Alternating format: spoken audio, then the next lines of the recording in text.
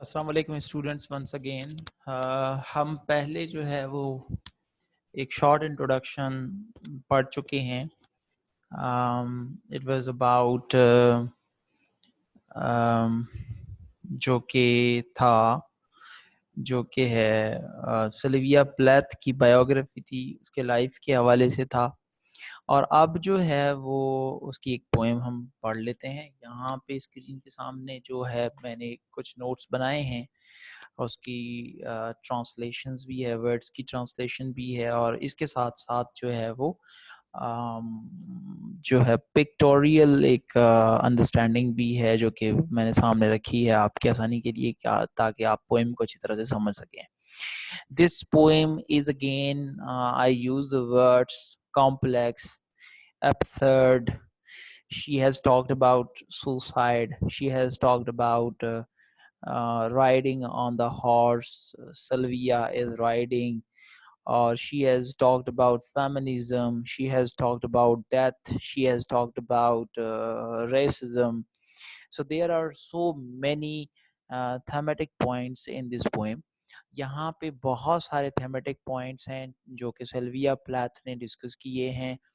थोड़ा सा मैं कॉन्टेक्स्ट फिर से देता चलूँ कि एरियल जो है it is actually the name of the collection of her poems, और उनमें जो है वो स्पेशली एक पोएम भी है जो एरियल के नाम से। Ariel actually was the name of her horse, Sylvia Plath's horse, तो उसका नाम एरियल था और उसी के नाम से जो है वो इसने ये पोएम्स की कलेक्शन का नाम भी जो है वो यही रखा है।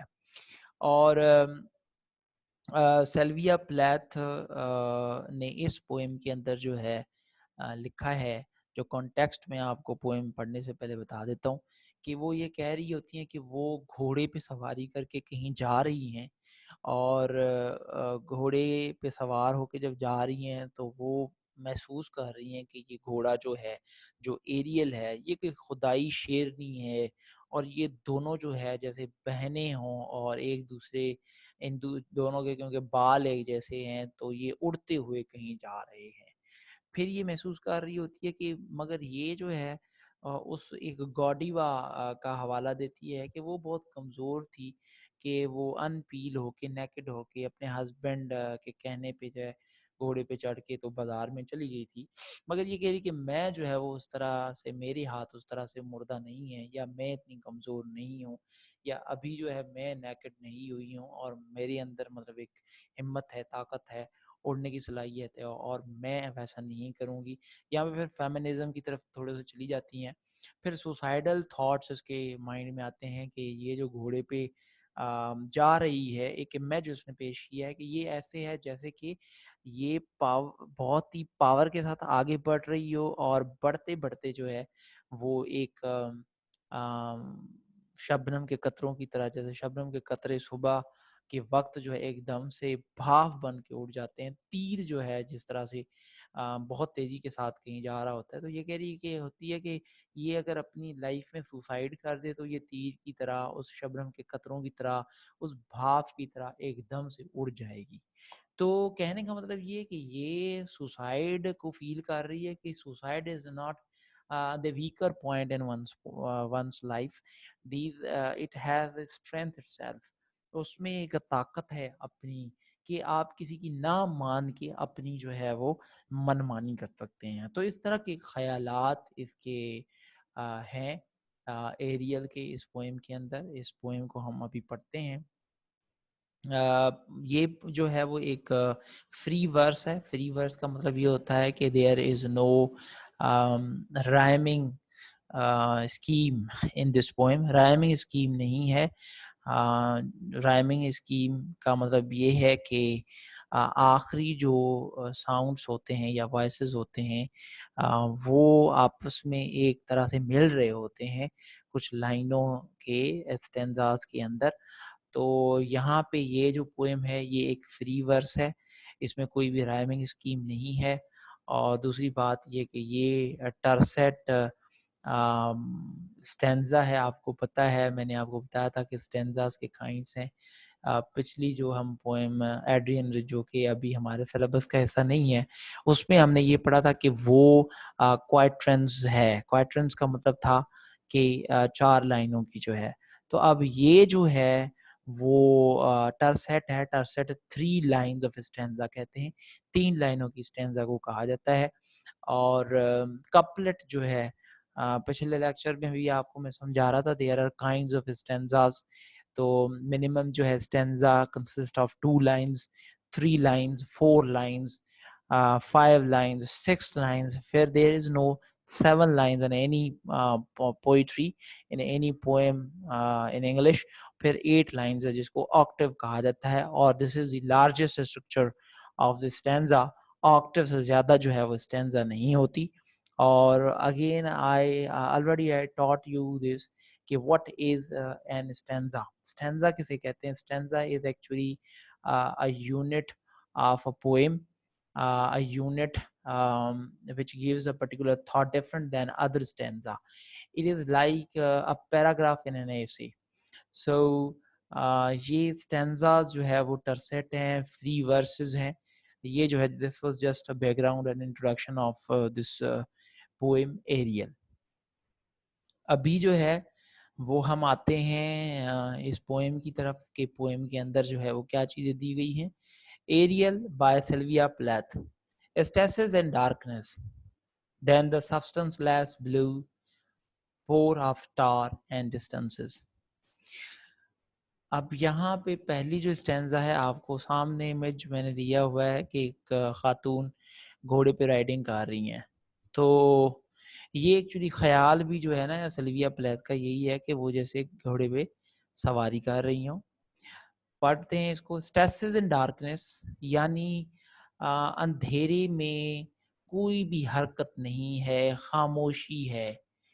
ये एक्चुअली यहाँ पे this is the setting of the poem के what poetess feels about her life. वो ऐसा महसूस कर रही है कि उसके सामने जैसे अंधेरा हो, और उसके जो है अंधेरे के अंदर कोई भी हरकत नहीं है, हर चीज साकिन है, सुकूत में है, खामोश है, कोई एक्टिविटी नहीं है। स्टेसिस कहते हैं in activity resulting from a static balance between opposing forces, कि आप कहीं पे कोई भी हरकत ना हो, एक सुकूत हो, हर चीज खामोश हो, कोई भी चीज हरकत में ना हो। तो यहाँ पे एक्चुअली सल्विया प्लैथ फील कर रही हैं कि डार्कनेस के अंदर कुछ भी नहीं होती। और डार्कनेस जो वर्ड इसने यूज किया, it means she is depressed, she is in a state of depression, और she is under stress. Then the substanceless blue, और ये कह रही है कि और जो है कोई भी सब्सटेंसलेस यानी कोई भी चीज नहीं है, किसी चीज का वजूद नहीं है, नीला वजूद किसी भी चीज का नहीं है। नीला रंग जो है वो ये यहाँ पे लाइफ की तरफ हो सकता है, मतलब कोई लाइफ में या जिंदगी में कोई चीज अच्छी नहीं है, ये हो सकता है इसकी यहाँ मायने। द सब्सटेंसलेस ब्लू, के नीले रंग में कोई वजूद नहीं है।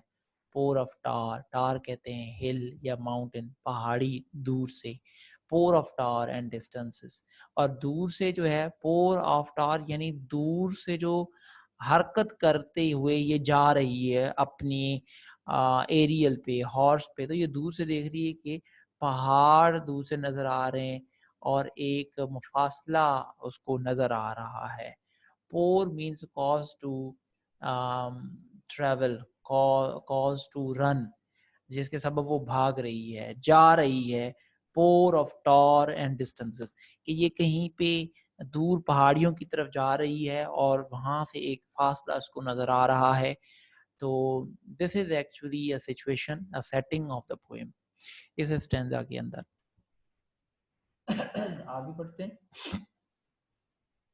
इसके बाद जो है गॉड्स लायनेस, ये कह रही है कि उसका घोड़ा जो है एरियल इस तरह से जा रहा है जैसे वो खुदाई शेरनी हो, खुदाई शेरनी की तरह भागते हुए घोड़ा जा रहा है। हाउ वन वी ग्रो, ये कह रही है कि हम एक साथ होके आगे जा रहे हैं, एक साथ आगे बढ़ रहे हैं, एक साथ जा रहे हैं। यहाँ पे अगर आप देखें तो ये यानी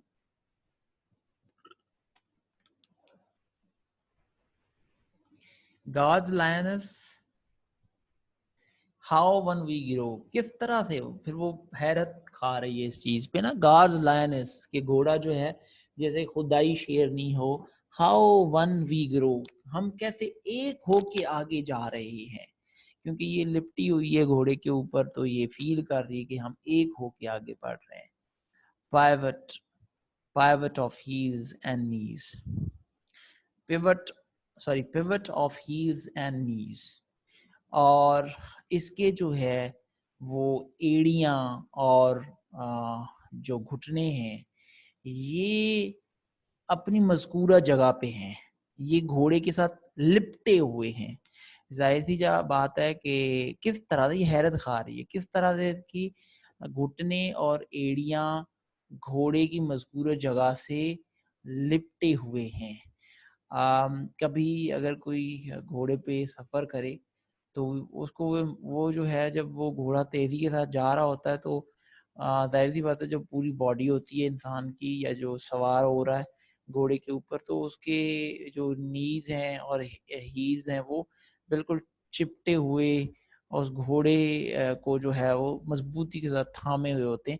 इस पे ये हैरत खाती है कि God's lioness how one we grow, pivot of heels and knees, कि वो खुदा की शेरनी की तरह आगे बढ़ रही है और मैं किस तरह से उसके साथ आगे जा रही हूँ। यानी ये कह रही है कि मैं भी जैसे, मैं ये भी फील कर रही है कि जैसे मैं भी उसी तरह से शेरनी की तरह आगे बढ़ रही हूँ, खुदाई शेरनी की तरह। Pivot of heels and knees, और मेरे सारे जो जिस्म है वो मजकूरा जगह पे जो है वो घोड़े को थामे हुए हैं।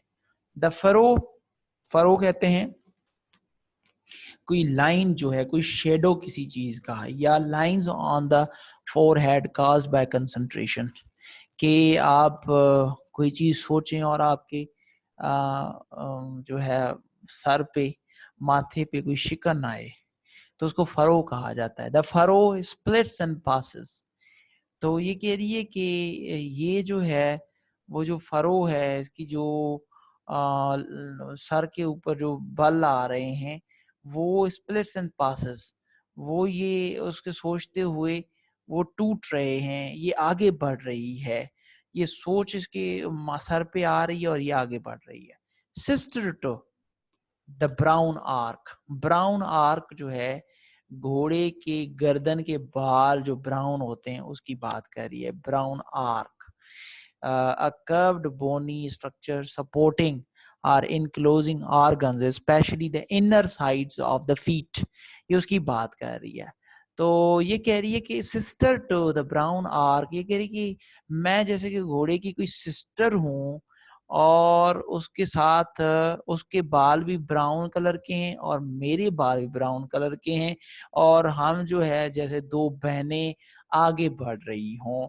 घोड़े के बाल भी वहां पे जो है, इसके घोड़े के जो बाल हैं वो भी ब्राउन है, इसके खुद के ब्राउन है, और ये जैसे आगे बढ़ रही हैं तो ये कह रही कि हम जैसे कि कोई सिस्टर जो है वो इसकी मैं लगती हूँ, जैसे इस तरह से हम एक होके आगे बढ़ रहे हैं। फिर यहाँ पे जो दूसरी लाइन है, यहाँ पे अगर हम देखें तो इसने कहा है कि निगर आई, निगर जो है एक्चुअली नेग्रो अमेरिकन एक कौम है। नेग्रो जो है ब्लैक पीपल को नेग्रो कहा जाता है वहाँ पे, और negroes are thought to be very dangerous race, they are thought to be something who are very strange, having very strange eyes, तो इस वजह से निगर आई वो खौफ की अलामत माना जाता है कि जी ब्लैक मैन किसी को बहुत घूर के देखे तो वो बड़ी खौफ की अलामत हो।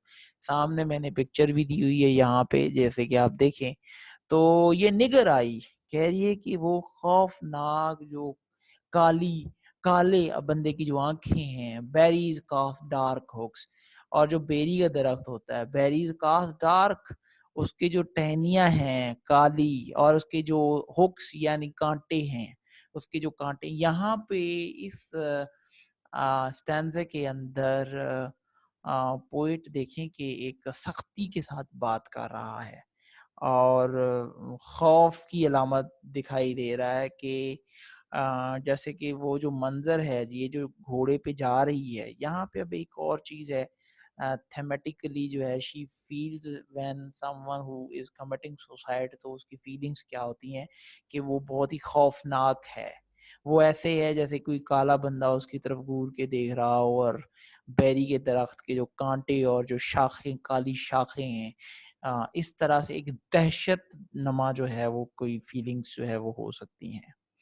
और फिर black and sweet blood mouthful shadows something else, और ब्लैक स्वीट ब्लड माउथफुल्स, ये कह रही है कि काले और मीठा जो खून इसके मुंह को जायका लगा हुआ है, और वो जो साया है समथिंग एल्स, और ये कह रही कि ये उस जैसा कुछ है समथिंग। अब ये it is very obscure complex absurd for herself कि she doesn't think about कि what this feelings of suicide are like, ये किस तरह की हो सकती हैं, कैसी हैं, उसको ये महसूस करते हुए जो है वो फील कर रही है, और कह रही किसी तरह की कोई जो है वो फीलिंग्स हैं, जैसे कि और कि निगर आई, फिर से हम इसको रिपीट कर रहे हैं, वो कह रही कि nigger eye berries cast dark hooks black sweet blood mouthfuls shadows something else, इसी तरह की वो उसकी फीलिंग्स है। हाउल्स मी थ्रू, हाउल्स कहते हैं कि किसी को घसीटते हुए ले जाना, हाउल्स मीन थ्रू एयर, ये कह रहा है कि वो मुझे हवा में से खींच के कहीं पे जैसे ले जा रहा हो। वो घोड़े की बात करी कि घोड़ा वो जो भाग रहा है, आगे जा रहा है, ये जो सुसाइड है, ये जो कमिट करने वाली है या कर रही है या सोच इसके माइंड में आ रही है, तो ये कह रही है कि ये ऐसे है जैसे इसको वो खींच के एकदम से आगे ले जा रही हो। हॉल का मतलब होता है ट्रांसपोर्ट इन अ व्हीकल, कि ये जो है वो किसी सवारी पे जो है बंदा जो है वो आगे की तरफ हवा में खींचता हुआ जा रहा हो। हाउस मी थ्रू एयर, ये कह रही है कि वो एरियल जो है मुझे खींचते हुए हवा में से ले जा रही, थाइज हेयर और सारी चीजें खींचते हुए जा रहे हैं, उसके थाइज भी, राने भी और उसके बाल भी, फ्लेक्स फ्रॉम माई हील्स, और जैसे कि एड़ियों से कोई चीज जो है वो निकल के गिर रही हो। फ्लेक्स का मतलब है कि कोई चीज गिर पड़ना, या फ्लेक्स कोई चीज टुकड़े जो है उखड़ना, कोई चीज ये ऐसे महसूस कर जैसे एड़ियों से कोई चीज उखड़ रही हो इसके। So these are the feelings of a horse rider when she rides, or someone who rides. He feels that he is hauling from the air. Her thighs, hair, everything are knee, heels, knees, body is um, flacking away from her body. तो वो जो है इसने महसूसात यहाँ पे जो है वो पोएटस ने दिए हुए हैं। आगे आते हैं यहाँ पे जो अगली स्टैंजा है हमारी, वो this is about white goddess. अब यहाँ पे इसने एक कॉन्टेक्स्ट की बात की है, गॉडीवा की बात की है। गॉडीवा जो है वो इसका थोड़ा सा कॉन्टेक्स्ट पढ़ लेते हैं ताकि हमें हेल्प मिले इस स्टैंजा को समझने में। गॉडीवा जो है वो अकॉर्डिंग टू लेजेंड, ये जो है एक मिथ है, एक कहानी है पुरानी, जो है वो कोई 10th सेंचुरी की, और that myth was very prevalent myth in England at that time. So she has quoted that context into her poem कि अकॉर्डिंग टू, पढ़ते हैं इसको, जो कि आप देखें वो सामने गॉडीवा की एक पिक्चर भी मैंने रखी हुई है। It is something like this, और ये पिक्चर भी अगर आप देखें तो ये भी मैंने इंटरनेट से ली थी कि ताकि जो है वो अंडरस्टैंडिंग में आसानी हो। और आप Godiva according to legend she rode naked through Coventry in order to pursue her husband, not to tax the townspeople so heavily. Ab, the only person to look at her as she rode by was a man named Tom, and Peeping Tom has become a synonym for where. Sisera,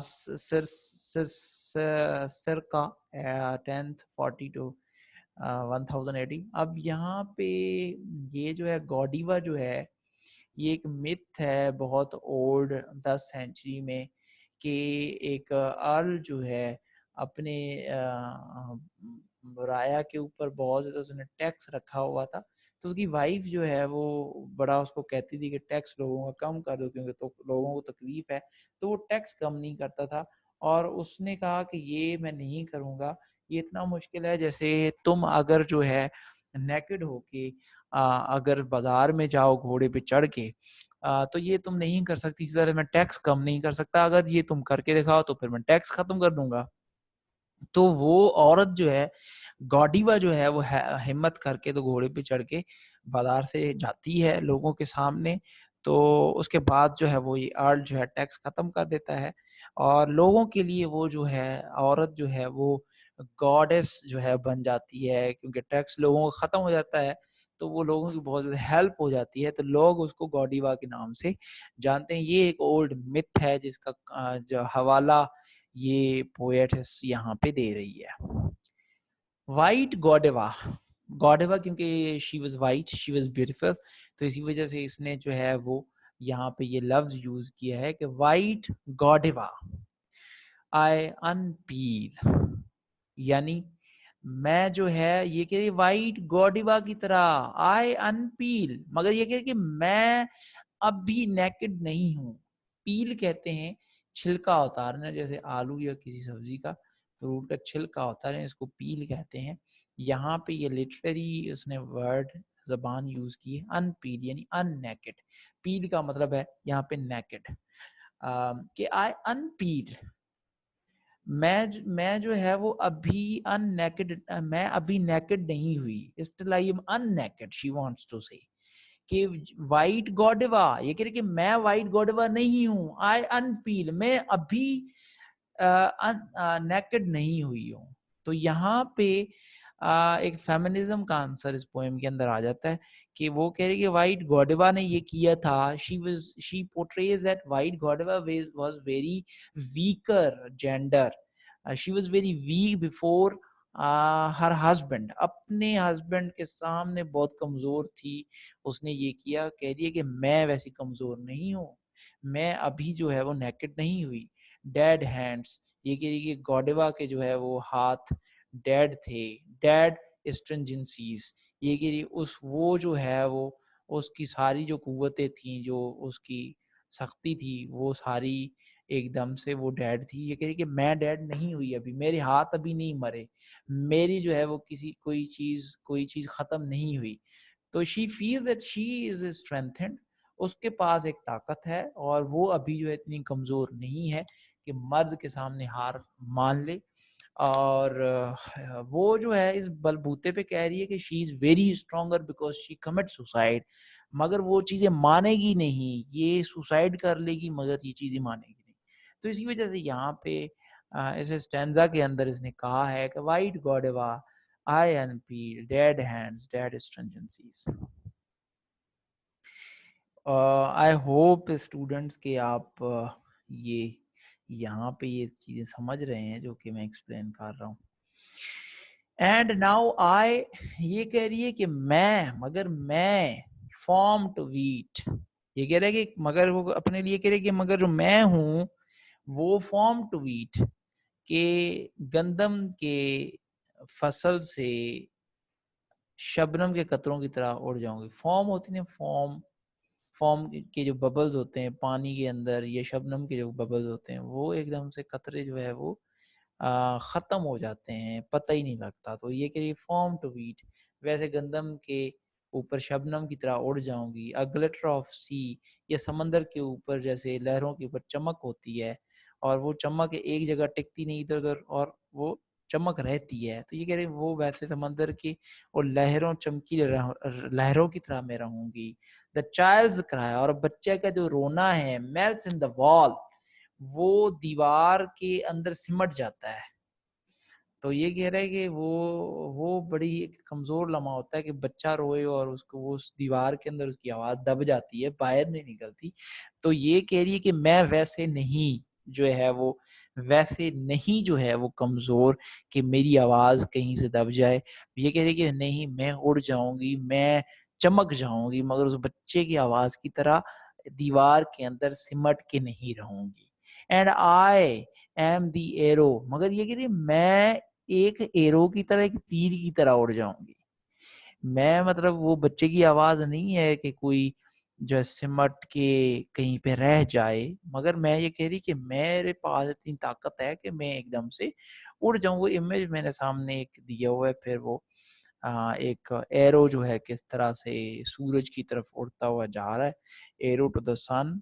मेरी sky के एक picture, ताकि आपका मैं image बना सकूँ कि यहाँ पे जो है वो क्या मायने इस स्टैंज़ा के अंदर पोएटिस वांट्स टू से। इसके बाद स्टूडेंट्स आप देखें, द ड्यू दैट फ्लाइज, ये कह रहे कि मैं ऐसे उड़ जाऊंगा जैसे शबनम के कतरे उड़ जाते हैं। सुसाइडल, ये कह रही कि कैसे उड़ जाऊंगी, क्या करूंगी, सुसाइड करूंगी। This whole poem is actually the thought of suicide. और ये जो पोएम है आप देखें कि इसने 1963 में सुसाइड किया है, ये 1962 में उसने ये पोएम्स लिखी हैं, और 1965 में ये इसका एरियल जो कलेक्शन ऑफ पोएम्स है, ये 1965 में जो है वो पब्लिश हुआ है, मतलब इसके आफ्टर 2 years ऑफ डेथ। ठीक है, तो कहने का मतलब ये कि ये डेथ के फीलिंग्स जो है वो उसने इस पोएम के अंदर लिखी हुई है। द ड्यू दैट फ्लाइज, जैसे शबनम के कतरे उड़ जाते हैं, ड्यू कहते हैं शबनम के कतरों को। सुसाइडल, तो ये कह रही कि मैं भी वैसे ही सुसाइड करूंगी। At one with the drive, एकदम से, कैसे, सुसाइड के ड्राइव से, सुसाइड के बलबूते पे। Suicidal at one with drive into the red, into the red, फिर कह रही है इनटू द रेड आई, ये कह रही सुर्ख आंखों के साथ रोते हुए। She feels depression, she feels that, रोते हुए ये जो है वो, into the red eye the cauldron of morning. Cauldron कहते हैं देग, पतीला बहुत बड़ा। ये कि ऐसे उड़ जाऊंगी जैसे एक पतीले से भाफ जो है पानी की, जब उसको गर्म किया तो पानी की भाफ उड़ जाती है, वैसे भाव बन के मैं वहां से उड़ जाऊंगी। Students, this is all about this poem and its understanding. Hope you have understood this poem Ariel. आज इसकी हमने रीडिंग की एकदम से, फिर मैं समराइज कर देता हूँ इसको कि सिल्विया प्लेथ जो है शी वांट्स टू से कि ये अंधेरे में एक सकूत की तरह जो है, और जिसमें कोई भी किसी ब्लू चीज़ का वजूद नहीं है, और ये दूर से पहाड़ें और एक मुफासला देखते हुए ये खुदा की शेरनी की तरह आगे इसका घोड़ा जो है वो बढ़ रहा है, एरियल बढ़ रहा है, और ये किस तरह से उसके साथ एक होके आगे बढ़ रही है। हाउ वन वी ग्रो, और pivot of years and knees, और ये इसके कैसे एड़ियाँ और इसके घुटने उस एरियल के साथ मज़कूरा जगह पे, एक ख़ास जगह पे चिपके हुए। The furrow splits and passes, और ये जो है इसके माथे की शिकन या इसके जो शेडोज हैं, किस तरह से उनको ये पास करते हुए आगे बढ़ रही है। सिस्टर टू ब्राउन आर, और वो घोड़ा एरियल इसका ऐसे लग रहा है जैसे इसकी सिस्टर हो, क्योंकि वो उसके बाल गर्दन के और इसके बाल एक ही जैसे हैं और एक ही साथ आगे बढ़ रहे हैं। निगर आई बेरीज काल डार्क होक्स, और ये कह रहे कि वो मंजर और उसकी उड़ान और वो उसके जो ना खौफ भी है, डर भी है, उसका घोड़ा जो है चिपकी हुई है, ये उड़ रही है, भाग रही है, तो ये सुसाइडल यहाँ पे थॉट भी पेश कर रही है। Black sweet blood mouthful shadows something else, और ये कह रही है कि ये काला मीठा जैसे मुंह खून का भरा हुआ हो, साया हो, इस तरह की कुछ फीलिंग्स जो है वो इसकी हैं जब ये घोड़े की सवारी करते हुए आगे बढ़ रही, या ये जो सुसाइड के थॉट्स हैं इसके अंदर जब ये इसको फील कर रही है। हाउल्स मी थ्रू एयर, और ये कह रही है ये उड़ते हुए हवा में से और जा रही है। Thigh the hair flakes from my heels, और ये ऐसे उड़ते हुए जा रही है कि इसके जो थाइज हैं, इसके जो राने हैं, इसके जो बाल हैं, इसकी एड़ियां जैसे उससे जुदा हो रही हों, और फिर वाइट गॉडिवा की बात करिए कि वाइट गॉडिवा जो है एक कमज़ोर औरत थी कि अपने हस्बैंड की कहने पे जो नेकेड होके बाजार में चली गई, मगर ये कह रही कि मैं वो अभी नेकेड नहीं हुई, मैं अभी जो है वो अनपील हूँ, मैं अभी मतलब मेरे जिस्म के ऊपर कपड़े हैं, अभी मैंने वो कपड़े नहीं उतारे और मैं अभी मेरे हाथ मरे हुए नहीं हैं। जैसे कि उसके क्योंकि वो she submitted to her husband, तो ये कह रही कि उसके हाथ तो मरे हुए थे, उसकी वो तो बिल्कुल ही मरी हुई थी। डेड स्ट्रिंजेंसीज वो बिल्कुल हर चीज़ के अंदर बंद थी। अगर ये कह रही कि मैं बंद नहीं हूँ एंड आई वो कह रही कि मैं एक गंदम में जो है जैसे शबनम के कतरे उड़ जाते हैं, जैसे समंदर के ऊपर चमक होती है, ये कहती मैं वैसे उड़ जाऊंगी। और ये कह रही है फिर कह रही कि बच्चे की चीख की तरह जो दीवार के अंदर सिमट के रह जाती है, मतलब बच्चे की चीख कोई नहीं सुनता ना, तो ये कह रही कि मैं वैसी कमजोर बच्चे की आवाज की तरह, बच्चे की चीख की तरह, आवाज की तरह कमजोर नहीं हूँ। आई एम दी एरो, ये कह रही कि मैं तीर की तरह उड़ जाऊंगी। I am not restricted like child like female. तो ये यहाँ पे कमजोरियों को भी पीछे छोड़ रही है ना, कि ये यहाँ पे एक किस्म की मेटाफर यूज करे कि she is not like women Godiva, she is not like a child, मगर she is very stronger women. और यहाँ पे क्या द ड्यू दैट फ्लाइज, ये कह रही जैसे शबनम के कतरे उड़ जाते हैं, ये कह रही कि ऐसे ही सुसाइड जो है, ये कह रही कि वो जो पावर है, वो जो ताकत है जो मुझे हिम्मत दे रही है, वो जो मैं सबमिट नहीं कर रही as a woman as a child, और मैं तीर की तरह उड़ के चली जाती हूँ, तो ये कह रही कि वो सुसाइड है जो मेरे पास, वो जो मुट्ठी के अंदर जो ताकत है वो सुसाइड है, वो खुदकशी है, यही मेरी ताकत है। और ये कह रही मैं आंखें सुर्ख करके और एक पतीले में या देग में जैसे भाप उड़ जाती है, वैसे भाप की तरह मैं उड़ जाऊंगी। So this is all about this poem Ariel. Hopeful students you have understood this poem. आप स्टूडेंट्स जो है वो एक काम कीजिएगा, ये वीडियो जो है, ये एरियल जो अंडरस्टैंडिंग ऑफ दिस पोएम है, इसको प्लीज़ जो है वो आप देखें, पढ़ें, और इसके बाद I would like to get your feedback. अगर आप फीडबैक देंगे तो that would be very helpful कि नेक्स्ट टाइम इस तरह इसकी जो है अंडरस्टैंडिंग कोई जो है हम बेटर कर सकें। ओके, अल्लाह हाफिज़, थैंक यू वेरी मच।